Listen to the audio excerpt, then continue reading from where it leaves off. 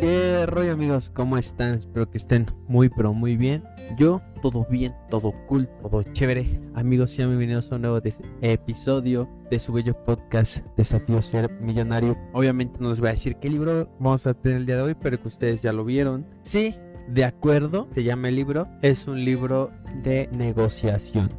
La verdad es que un libro no tan grande, unas 200 páginas, pero bueno, creo que muy al punto, muy preciso de lo que quería decir el libro desde el principio, ejemplos claros y pues bueno, creo que en general creo que estuvo bien, la verdad, del libro. Y pues eso, ¿no? Entonces pues vamos a empezar con esto. Pues muy frecuentemente cuando estamos negociando nos enfrentamos a un dilema, el de si debemos adoptar un enfoque suave o un enfoque duro. El negociador suave pues es el que busca evitar conflictos personales y está dispuesto a hacer concesiones para lograr un acuerdo, y su objetivo es encontrar la solución más amistosa posible. Sin embargo, a veces termina sintiéndose explotado y termina amargado. Y por otro lado está el negociador duro, que ve cada situación o cada negociación como un duelo de voluntades, donde la parte que tome las posiciones más extremas y se mantenga firme por más tiempo es la que va a ganar. Este tipo de negociador está enfocado en ganar a toda costa, pero con frecuencia termina agotado y agotando también sus recursos y dañando la relación con la otra parte. Pero el autor aquí nos dice que hay una tercera forma de negociar, una que no es ni dura ni suave, sino más bien es una combinación de ambas, y se trata del método de la negociación basada en principios, que esto, para aclararlo, fue algo y fue un proyecto creado en Harvard. Entonces está avalado por la Universidad de Harvard. Pero bueno, este enfoque se centra en resolver los problemas en función de sus méritos, en lugar de entrar en un proceso de regateo basado en lo que cada parte dice que hará o no hará. Entonces se sugiere buscar ventajas mutuas siempre que sea posible, y en caso de que existan conflictos de intereses, insistir en que el resultado se base en criterios justos independiente de la voluntad de las partes.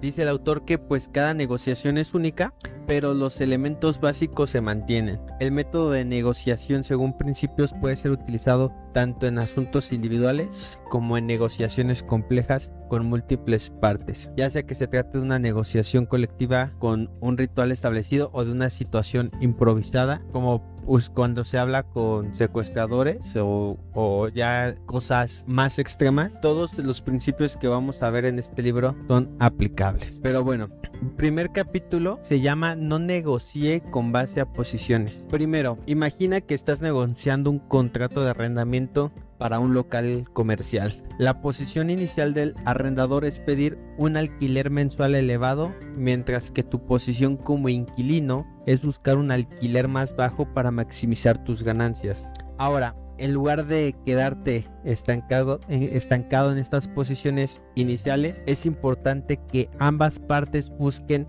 extender los intereses subyacentes. Por ejemplo, el arrendador puede estar interesado en maximizar sus ingresos y asegurarse de que el negocio tenga éxito, mientras que tú puedes estar interesado en mantener costos operativos bajos para obtener rentabilidad. Entonces, al comprender estos intereses, podrás explorar opciones alternativas, como por ejemplo un alquiler escalonado o una participación en las ganancias, que estos tratos al final de cuentas podrían satisfacer ambas partes de una manera más efectiva. Entonces es esencial enfocarse en los intereses en lugar de las posiciones. Los intereses son las necesidades, deseos y preocupaciones reales que motivan a las partes en la negociación. Entonces, al identificar y abordar los intereses subyacentes, es posible encontrar soluciones creativas que vayan más allá de las demandas iniciales. Es importante tener en cuenta que la negociación basada en posiciones puede llevar a un enfoque competitivo donde ambas partes están enfocadas en ganar a expensas de la otra parte. En contraste, la negociación basada en intereses busca crear valor mediante la identificación de soluciones que satisfagan las necesidades de ambas partes. La negociación basada en posiciones, una desventaja es que puede generar ira y resentimiento, ya que una parte se ve obligada a ceder ante la voluntad inflexible de la otra y uno se siente que la otra parte dejó tus propios intereses como en otro lado, ¿no? Al final esto va a tensar la relación entre las partes e incluso la puede destruir. Incluso en negociaciones con múltiples partes llega a pasar mucho. Se forman coaliciones basadas en posiciones y al final estas dos partes terminan peleadas. Entonces entendamos que según el autor, ni el enfoque suave ni el enfoque duro son una solución ideal. El enfoque suave puede resultar en acuerdos desiguales donde una parte cede demasiado, y por otro lado el enfoque duro busca acuerdos que benefician principalmente una parte siendo egoísta en su enfoque. En cambio, pues siempre se va a presentar esta nueva alternativa que es la negociación basada en principios. El método que propone el autor en el libro se basa en 4 puntos fundamentales que definen un enfoque directo para la negociación. Primero, separar a las personas del problema. ¿Cómo? Reconociendo que las emociones se mezclan con los méritos objetivos del problema. Es importante abordar y resolver el problema de las personas por separado. Los participantes deben verse como colaboradores atacando el problema, no atacándose mutuamente. 2. Concentrarse en los intereses, no en las posiciones. A menudo una posición negociadora oculta lo que las personas realmente desean. Llegar a un compromiso entre posiciones no tiene en cuenta adecuadamente las necesidades humanas subyacentes. Es esencial centrarse en los intereses en lugar de las posiciones superficiales. 3. Generar opciones antes de decidir. Reservar tiempo para considerar una amplia variedad de soluciones que beneficien a ambas partes y concilien los intereses en conflicto. Inventar opciones de beneficio mutuo antes de intentar llegar a un acuerdo es súper efectivo. 4. Insistir en criterios objetivos. Cuando los intereses son opuestos, no se trata solamente de ser terco y defender una posición. En cambio, siempre se debe insistir en que el acuerdo se base en criterios justos e independientes de la voluntad de cada parte. Estos criterios pueden ser el valor del mercado, la opinión de expertos, la costumbre o la ley. Entonces, es muy importante. Es importante aquí destacar que en el enfoque suave los participantes son vistos como amigos, mientras que en el enfoque duro son vistos como adversarios. En la negociación basada en principios, los participantes trabajan juntos para resolver un problema. Y dicho esto, vamos al capítulo 2, que se titula El método. A ver, en muchas negociaciones las personas tienden a confundir el problema con la persona.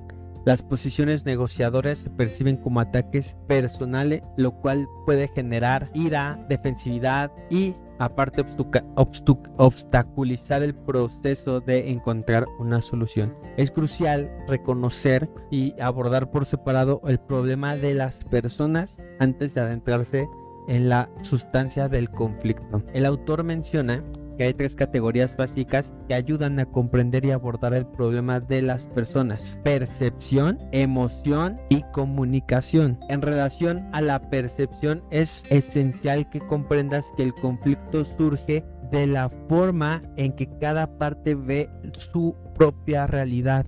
Es importante ponerse en el lugar del otro y tratar de comprender su perspectiva, aunque no se esté de acuerdo con ella. Estar jugando el juego de culpar al otro y en su lugar enfocarse en la comprensión mutua es más productivo para construir una solución. La comunicación efectiva también juega un papel crucial. Escuchar atentamente, reconocer y validar las emociones de las personas involucradas y expresar los propios sentimientos son aspectos clave para establecer comunicación abierta y constructiva. Además, el autor destaca la importancia de prevenir los problemas relacionados con las personas antes de que surjan. Esto implica construir relaciones personales y organizacionales sólidas que protejan a ambas partes durante la negociación. Al enfrentarse el problema, es fundamental centrarse en el problema en sí y no en las personas. Percibirse mutuamente como socios en la búsqueda de un acuerdo justo y ventajoso facilita la resolución de conflictos y el mantenimiento de las relaciones positivas. En el proceso de separar a las personas del problema, es útil practicar la empatía y escucha activa. La empatía implica ponerse en el lugar de la otra persona y tratar de comprender sus perspectivas, intereses y preocupaciones. La escucha activa implica prestar atención plena a lo que la otra persona está diciendo, buscando comprender su punto de vista en lugar de simplemente esperar nuestro turno para hablar. Estas habilidades pueden fomentar un mejor entendimiento mutuo y fortalecer la relación entre las partes involucradas en la negociación. Recuerda que separar a las personas del problema no implica ignorar las emociones o los aspectos humanos de la negociación.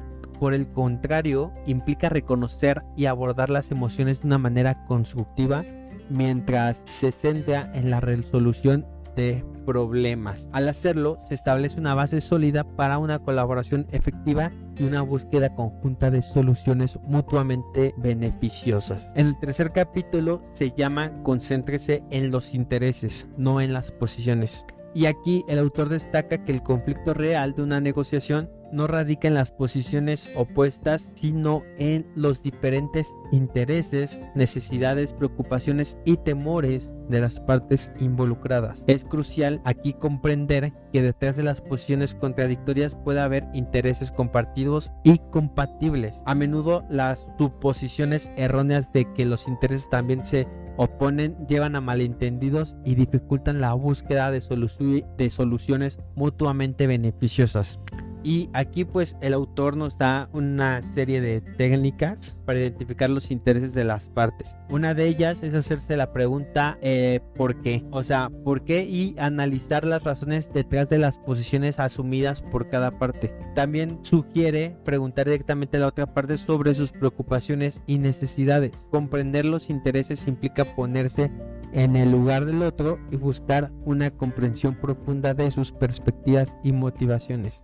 Debemos tener en cuenta la importancia también de abordar las necesidades humanas básicas durante la negociación. Estas pueden incluir seguridad, bienestar económico, un sentido de pertenencia, el reconocimiento y el control sobre la propia vida. Tener en cuenta estas necesidades aumentan las posibilidades de llegar a un acuerdo duradero y garantizar el cumplimiento del mismo. Un ejemplo, supongamos que eres el representante de una empresa y estás negociando un acuerdo de distribución con un proveedor. Ambas partes tienen posiciones firmes sobre los términos del acuerdo y lo que crea al mismo tiempo un estancamiento en la negociación. Entonces, al explorar los intereses subyacentes, descubres que tu empresa busca una distribución eficiente y una relación a largo plazo, mientras que el proveedor está interesado en un volumen de ventas garantizado y un pago oportuno. Entonces, al comprender estos intereses, podrías proponer opciones como un acuerdo de exclusividad que beneficie a ambas partes, ofreciendo seguridad de ingresos al proveedor a cambio de una distribución preferencial y mejores condiciones de pago para tu empresa. Entonces, aquí es esencial mostrar comprensión hacia la otra parte, porque esto va a fomentar una comunicación más efectiva. Escuchar y comprender los intereses de la otra parte genera confianza y abre la puerta para un diálogo más constructivo. También es importante convertir tus intereses en opciones flexibles y mantener una mente abierta durante la negociación. Llevar varias opciones específicas que satisfagan los intereses propios y estar dispuestos a considerar diferentes enfoques que puedan contribuir a un proceso de negociación más eficiente y más productivo.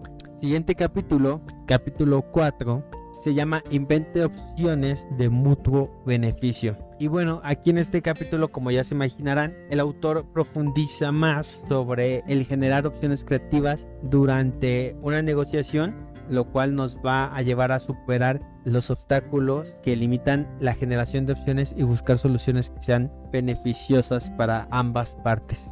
Entonces, aquí el capítulo aquí destaca 4 obstáculos principales que dificultan la generación de opciones. Primero, los juicios prematuros. O sea, Juzgar las opciones demasiado pronto limita la creatividad. Es necesario separar el acto de inventar opciones del acto de juzgarlas para fomentar una amplia gama de ideas. Es como, por ejemplo, la lluvia de ideas. ¿Cuál es el propósito de la lluvia de ideas? Lanzar ideas, aunque al principio parezca que muchas de ellas no tienen ningún sentido, y eso es justamente a lo que se refiere. De hecho, el autor sugiere que podemos hacer lluvias de ideas para inventar soluciones. Entonces, es importante no juzgar las opciones demasiado pronto porque va a limitar la creatividad. Siguiente punto, la búsqueda de una sola respuesta. O sea, en lugar de buscar una única respuesta, se insta más a ampliar las opciones en discusión. Piensa que cuanto más ideas diferentes se consideren, más espacio se crea para la negociación y se aumentan las posibilidades de encontrar soluciones mutuamente beneficiosas.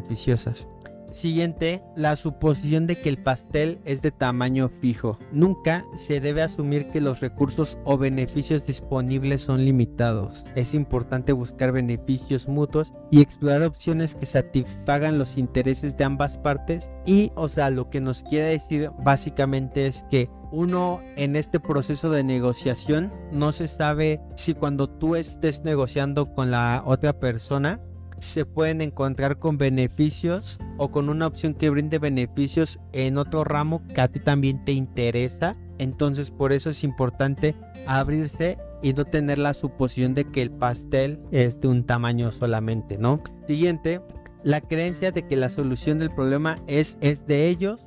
A menudo se tiende a dejar que la otra parte se encargue de encontrar una solución a su problema. Sin embargo, es más efectivo inventar maneras de facilitarles a los demás su decisión y ofrecer opciones que les resulten atractivas y fáciles de aceptar. Entonces, aquí el autor sugiere estrategias para inventar opciones de beneficio mutuo. Obviamente se podría decir que es lo contrario de lo que acabo de decir. Entonces, primero, separar el acto de inventar opciones del acto de juzgarlas. Que aquí es importante, como te comenté, no descartar las ideas, permitir que la creatividad fluya, y la lluvia de ideas puede ser una gran herramienta en esta opción. Siguiente, ampliar las opciones en discusión. Aquí es necesario siempre considerar diferentes enfoques y soluciones posibles. Se puede cambiar el alcance del acuerdo propuesto o fraccionar el problema en partes más manejables o explorar acuerdos parciales que aborden solo algunos aspectos y después seguir continuando con ir resolviendo los demás. Siguiente, buscar beneficios mutuos. Además de evitar pérdidas conjuntas, siempre hay posibilidades de ganancias conjuntas. Es importante establecer relaciones mutuamente ventajosas y buscar soluciones creativas que satisfagan los intereses de ambas partes. Siguiente, inventar maneras de facilitarles a los demás su decisión. Se debe hacer que sea fácil para la otra parte tomar una decisión favorable. Presentar opciones atractivas y considerar sus intereses aumenta la posibilidad de llegar a un acuerdo. Aquí en este capítulo también el autor destaca la importancia de buscar precedentes y utilizarlos como criterio objetivo para las propuestas de acuerdo. Además, se menciona que los ofrecimientos suelen ser más efectivos que las amenazas y se enfatiza en hacer comprender las consecuencias positivas que pueden esperar si toman una decisión favorable. Vamos con el siguiente capítulo, es el quinto, que se llama Insista en que los criterios sean objetivos. Aquí se destaca que aunque los intereses de las partes en conflicto pueden estar en desacuerdo, es fundamental siempre encontrar criterios objetivos que sean independientes de la voluntad de las partes. Estos criterios pueden ser legítimos, prácticos y aplicables a ambas partes involucradas. Aquí el autor sugiere que los criterios objetivos sean identificados y considerados antes de la negociación para tener una base sólida. Una forma de utilizar criterios objetivos es involucrar a terceros imparciales para tomar decisiones o asesorar en la negociación. Esto puede incluir la participación de expertos, de mediadores o de árbitros que puedan evaluar la situación y proporcionar una perspectiva neutral y autorizada. En la negociación con criterios objetivos se recomienda seguir 3 elementos básicos. Primero,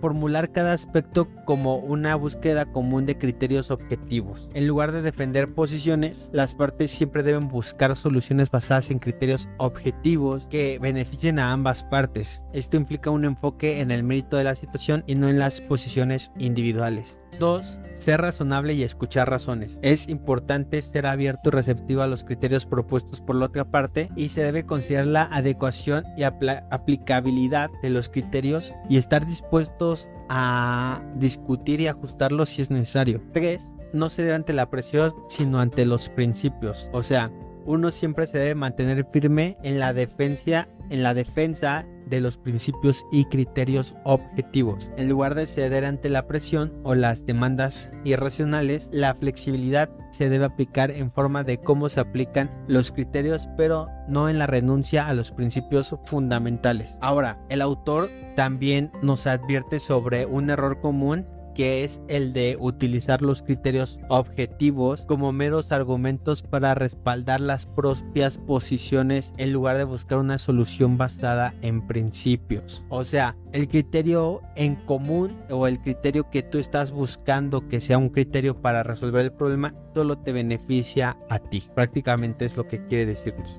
Entonces el autor resalta la importancia de utilizar los criterios de manera adecuada y efectiva en lugar de utilizarlos como armas para fortalecer posiciones ya establecidas. En casos en los que persiste el desacuerdo sobre los criterios, se sugiere la posibilidad de someterlos a prueba a través de la intervención de una tercera parte imparcial. Esta tercera parte puede ser consultada para evaluar los criterios propuestos y determinar cuáles son los más justos y apropiados en la situación dada, y este enfoque busca alcanzar un consenso sobre los criterios objetivos que se utilizarán para resolver el conflicto. Ahora vamos con un ejemplo. Supongamos que estás negociando un contrato de distribución con un fabricante. Ambas partes tienen posiciones iniciales opuestas en cuanto a los términos de distribución y el fabricante, obvio, está enfocado en maximizar sus ganancias, mientras que tú estás interesado en tener exclusividad en la distribución de sus productos en tu mercado. En lugar de aferrarte a tu posición y tratar de convencer al fabricante de su validez, podrás buscar criterios objetivos que respalden la exclusividad. Por ejemplo, podrás presentar datos de mercado que demuestren la demanda sólida y el potencial de crecimiento en tu región, respaldando así tu interés de ser distribuidor exclusivo. Entonces, al basar la discusión en criterios objetivos, es más probable que ambas partes se encuentren en un terreno común y lleguen a un acuerdo beneficioso. Vamos al siguiente capítulo 6, que se titula ¿Qué pasa si ellos son más poderosos? Aquí dice que debemos de encontrar nuestro MAN. MAN se escribe M-A-A-N, que significa mejor alternativa a un acuerdo negociado. Entonces el autor dice que siempre es importante encontrar ese MAN, la mejor alternativa a un acuerdo negociado, como una estrategia para protegerse y aprovechar al máximo las ventajas en una negociación, especialmente cuando la otra parte es más poderosa. El capítulo resalta que aunque existen desequilibrios de poder en una negociación, es posible lograr dos objetivos: protegerse contra un acuerdo desventajoso y utilizar al máximo las ventajas disponibles, y esto se logra a través de la identificación y comprensión del MAN, que es la mejor opción disponible si no se alcanza un acuerdo negociado. El MAN se refiere a las acciones que se podrían realizar en caso de que no se llegue a un acuerdo satisfactorio. Para encontrar posibles MAN, se sugiere realizar 3 operaciones. Primero, inventar una lista de acciones alternativas. 2, mejorar las ideas más prometedoras y convertirlas en opciones prácticas. Y 3, seleccionar la mejor opción tentativamente. Ahora, la exploración de las alternativas y posibilidades refuerzan la posición de negociación al proporcionar una base sólida y opciones viables. También te va a permitir evaluar la fortaleza del MAN de la otra parte y comprender sus opciones y limitaciones. O sea, es muy simple. Creo que aquí está un poco de más, pero dentro de lo que tú quieras negociar, ve cuál es, o sea, no vayas en cero a la negociación, conoce tus límites tanto en lo bueno como en lo malo, es simplemente lo que nos quiere decir. El autor también no destaca que el poder de negociación es relativo, porque no se determina únicamente por el tamaño del presupuesto o del poder político, sino por las mejores alternativas disponibles para cada parte. O sea, tener un man atractivo fortalece la posición de negociación y permite presentar intereses con mayor energía y confianza. Además, también nos dice el autor la importancia de tener en cuenta el man de la otra parte. O sea, es esencial considerar sus alternativas y evaluar si tiene una visión realista y optimista de lo que puede hacer si no se alcanza un acuerdo. Comprender el man de ambas partes puede llevar a la conclusión de que el mejor resultado para ambas partes es no llegar a un acuerdo y explorar otras posibilidades. Entonces, el man nos permite negociar en base a los méritos y convertir los propios recursos en poder efectivo. Utilizar el conocimiento, el tiempo, el dinero, las conexiones, la influencia y la creatividad es importante para encontrar la mejor solución posible para uno mismo, independientemente del consentimiento de la otra parte. Aumenta la capacidad, porque tú estás aumentando la capacidad de influir en el resultado de la negociación. Un ejemplo, imagina que eres un pequeño empresario que está negociando con una gran corporación para convertirte en su proveedor exclusivo. La empresa tiene una posición de poder más fuerte debido a su tamaño y a sus recursos. En este escenario, tu man podría ser buscar otros clientes potenciales en el mercado y así poder diversificar tu base de clientes. Si no se logra un acuerdo satisfactorio con esta empresa, puedes recurrir a esta alternativa y enfocarte en desarrollar relación con otras empresas. Al tener tu man clara, te vas a sentir menos dependiente de la negociación con esta empresa y puedes negociar con mayor confianza y determinación. Es importante también aquí aclarar que el man no se trata solo de tener una alternativa disponible, sino también de evaluar y comparar cuidadosamente las consecuencias y beneficios de esa alternativa en relación con un acuerdo negociado. Esto implica considerar factores como la viabilidad, la rentabilidad, la seguridad y la satisfacción personal. Al tú hacer esta evaluación, puedes determinar si el acuerdo propuesto en la negociación es mejor que tu man y si vale la pena comprometerse con él. Además, el man, aquí también se enfatiza la importancia de desarrollar y fortalecer tu capacidad de negociación. O sea, uno siempre tiene que estar buscando habilidades que te ayuden a fortalecer tu man. O sea, comunicación, construir relaciones sólidas, buscar alianzas estratégicas, aprovechar tus recursos y ventajas. O sea, todo lo que te ayude a hacer tu man más poderoso siempre va a funcionar. Eso pues, habilidades como aprender a comunicar de manera efectiva son claves. Entonces, pues no te quedes solo con lo que de este libro, ¿no? Sigue mejorando, es lo que quería decir el autor. Entonces, aunque una parte pueda tener una posición de poder más fuerte, siempre es posible nivelar un poco el campo de juego al utilizar sabiamente tus propias fortalezas y encontrar formas creativas de influir en la negociación. O sea, tú no sabes si, no sé, por ejemplo, esta empresa que yo te dije en el ejemplo está buscando, por ejemplo, comprar un terreno y tú eres amigo de la persona dueño de ese terreno. No sé, por darte un ejemplo tonto, ¿no? Pero es a lo que voy. Y eso es parte de tu man. Sí, la empresa es más grande, pero yo precisamente tengo este detallito que está nivelando la negociación, ¿va? Y bueno, vamos al siguiente capítulo, capítulo 7, que se llama ¿qué pasa si ellos no entran en el juego? O sea, ¿qué pasa si ellos están adoptando la posición, ¿no? Entonces, el autor aquí dice que utilicemos el jiu-jitsu de la negociación. A ver, antes de nada, el capítulo presenta 3 estrategias básicas para desviar la atención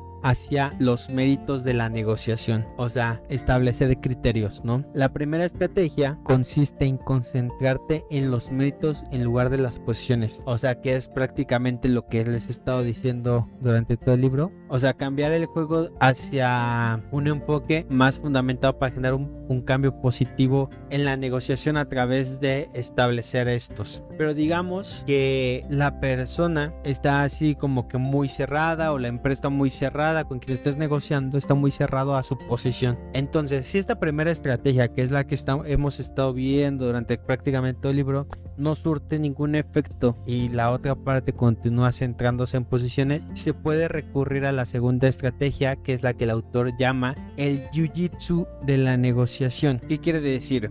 Que en lugar de enfrentar directamente la fuerza y la resistencia de la otra parte, esta estrategia, como el jiu-jitsu, busca desviar y redirigir el ataque hacia el problema. O sea, no te resistas a la fuerza y a la energía de la parte contraria, sino que agarre esa energía y úsala para atacar el problema y llévalo hacia esa parte.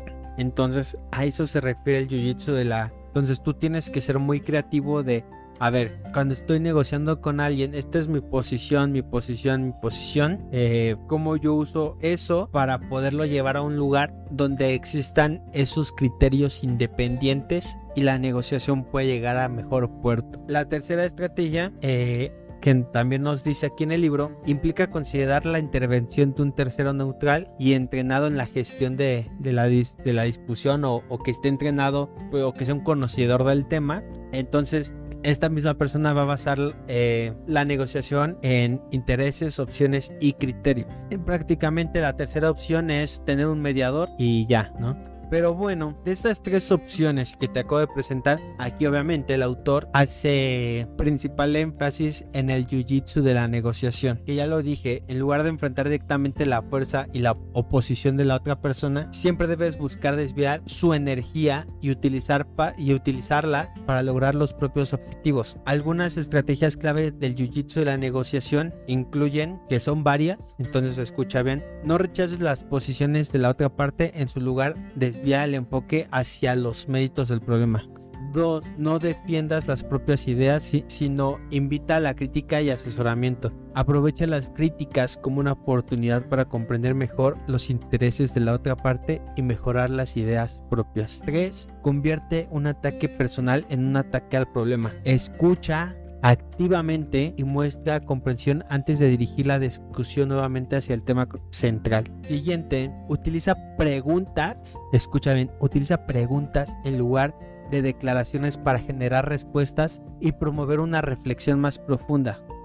Las preguntas desafían que la otra parte tenga que enfrentar el problema y considere diferentes perspectivas. Siguiente, utiliza el silencio estratégicamente. Muchas veces permanecer en silencio después de hacer una pregunta o cuando la otra parte presenta una propuesta poco razonable, el silencio puede generar incomodidad y llevar a una reconsideración de las posiciones. Además, también el capítulo resalta la importancia de mantenerse abierto a la corrección y al aprendizaje durante el proceso de negociación. Entonces, aquí el autor enfatiza la necesidad de una comunicación efectiva, repitiendo en términos positivos lo que se ha entendido y evitando una respuesta inmediata para tener un tiempo de análisis y tomar decisiones fundamentales. Un ejemplo de esto: considera una situación en la que estás negociando un contrato laboral y el empleador se muestra inflexible en cuanto a las condiciones salariales y los beneficios. En lugar de entrar a un enfrentamiento directo, puedes utilizar el jiu-jitsu de la negociación,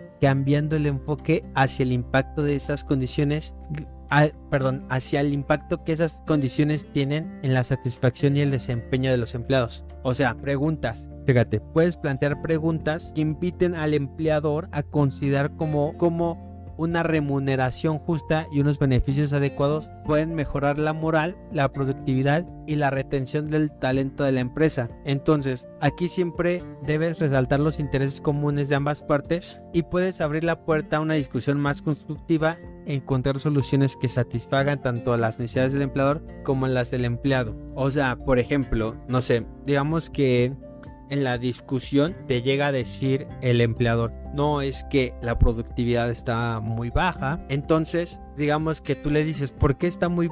Ahí empiezas con las preguntas. ¿Por qué crees que está muy baja la productividad? Entonces, ahí le empiezas a ver la mente. Cuando él te conteste, no, pues es que no le echan ganas, le flojean mucho, no sé. Entonces, tú le haces la siguiente pregunta: ¿no crees que condiciones laborales más justas pueden hacer que aumenten su productividad y se comprometan más? Entonces, ahí tú haces que la persona pase de una posición donde no estaba abierta a negociar nada a una posición donde ya la estás haciendo analizarse. Entonces, por eso es súper, súper, súper importante que consideres toda esta parte, ¿vale?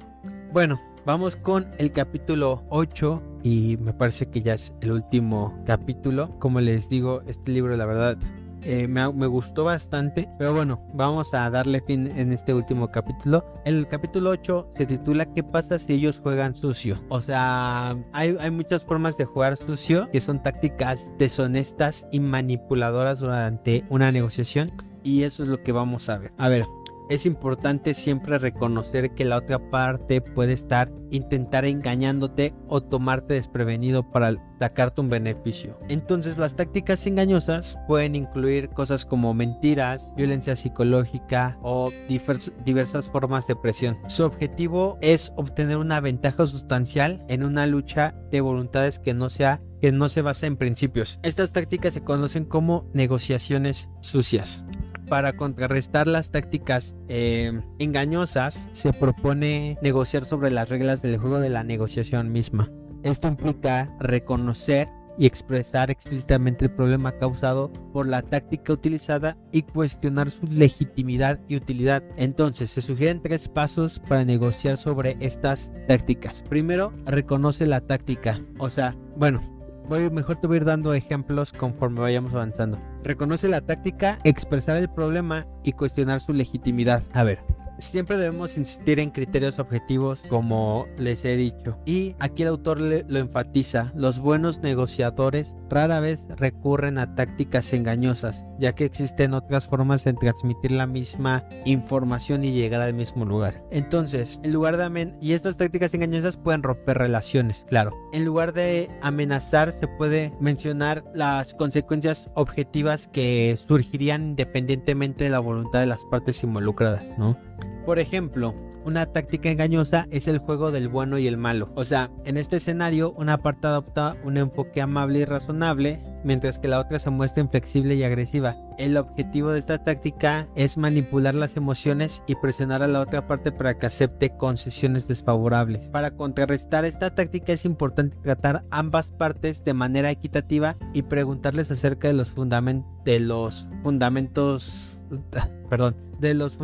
y criterios detrás de sus propuestas. Por ejemplo, si la parte mala plantea una demanda injusta, se puede responder diciendo: entiendo que tengas preocupaciones, pero me gustaría comprender los fundamentos y criterios en las que te basas para tener esta propuesta, o en qué te basas para decirme esto, ¿vale?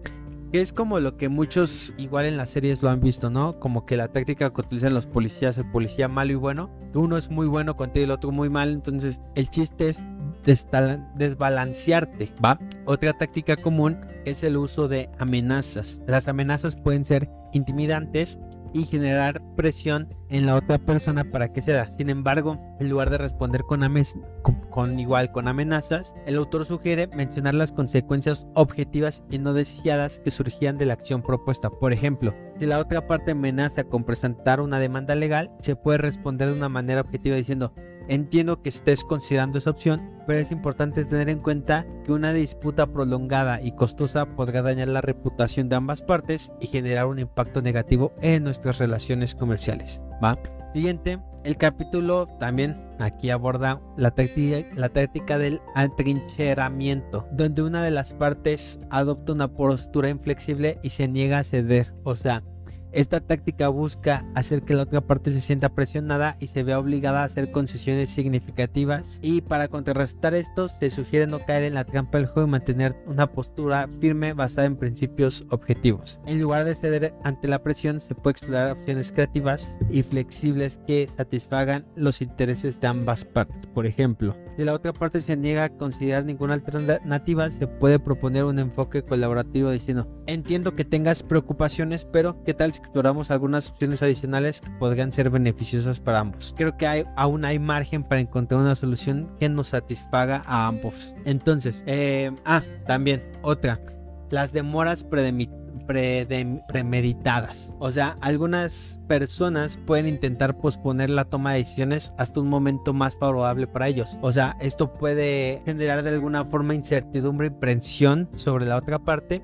Y para manejar esta táctica se sugiere establecer plazos claros y mantenerse firmes. O sea, siempre en tu negociación, siempre, entonces tenemos de tal a tal tiempo para terminar la negociación. Entonces, siempre se puede enfatizar la importancia de avanzar en la negociación para evitar retrasos innecesarios. Por ejemplo, si la otra parte proponer una reunión clave, se puede responder de una manera asertiva y establecer un límite diciendo: comprendo que pues siempre surgen cosas, pero es fundamental que podamos tomar una decisión en los próximos días para avanzar en este proyecto. Sugiero que nos reunamos nuevamente tal día. Ahora, aquí tengo algunas historias que me gustaría contarles con relación a la parte del atrincheramiento. O sea, cuando la parte es: llego hasta el último extremo y, o sea, te fallo en donde no te puedo fallar para que hagas lo que yo digo. Y aquí voy a dar un ejemplo que escuché justamente hoy en la mañana. Le hicieron una entrevista a Alberto del Río.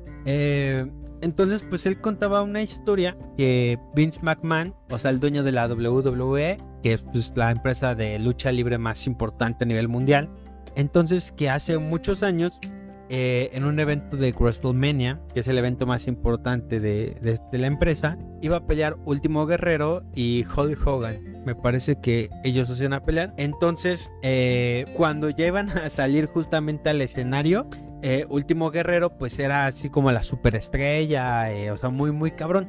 Y le dijo al dueño de la empresa: ¿sabes qué? Si no me das $50,000 más, no salgo a pelear.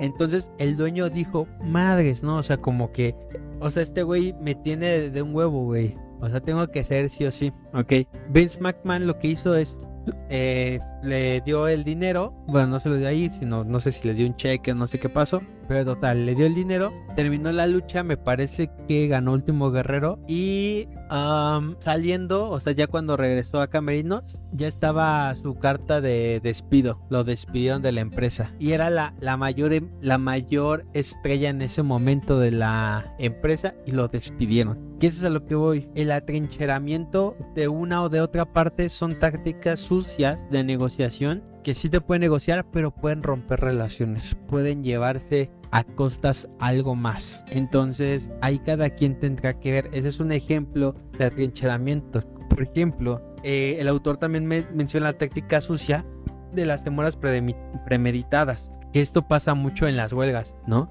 O sea, es como voy a llevarte hasta el último día de negociación, donde, ¿sabes qué? Tienes hasta el 10 de julio para darme una respuesta al sindicato, si no nos vamos a huelga, ¿no? Entonces la otra persona te manda propuestas, y tú por cuestionar de cuestión nada más de presionar y presionar para que te dé más y más y más y más y más, lo llevas hasta el último día para que ya no tenga más opción que claro, que darte lo que pides. Pero claro, vamos a lo mismo, ¿no? Estas tácticas sucias pueden llevar a una ruptura entre el sindicato y la empresa. Puede llevar a que la empresa tenga resentimientos hacia muchas personas de ahí, y que en algún momento puedan perder su empleo. Entonces, claro, hay sindicatos muy fuertes, ¿no? Y ya sé que, porque siempre hay, ¿no? Quien dice: ay, pero aquí no. Sí, güey, está bien, aquí no. Pero en muchos lugares pasa. Y eso es y estas tácticas sucias, lo que les quiero transmitir básicamente es eso. O sea, rompen relaciones, pueden llevarse otras cosas entre ellas. Entonces, por eso el autor lo menciona. Un buen negociador rara vez ocupa estas tácticas, ¿no? Entonces, pues eso es todo por el libro del día de hoy. Espero que les haya gustado, espero que les haya dejado algo chido, algo chingón. Realmente lo deseo. Y pues listo, hemos terminado. Espero que les haya gustado. No olviden seguirme en mis redes sociales, Sir Feralan en Instagram. Ahí publico ahí también varias cosillas interesantes. Y pues nada, cuídense. No olviden que los amo. Bye.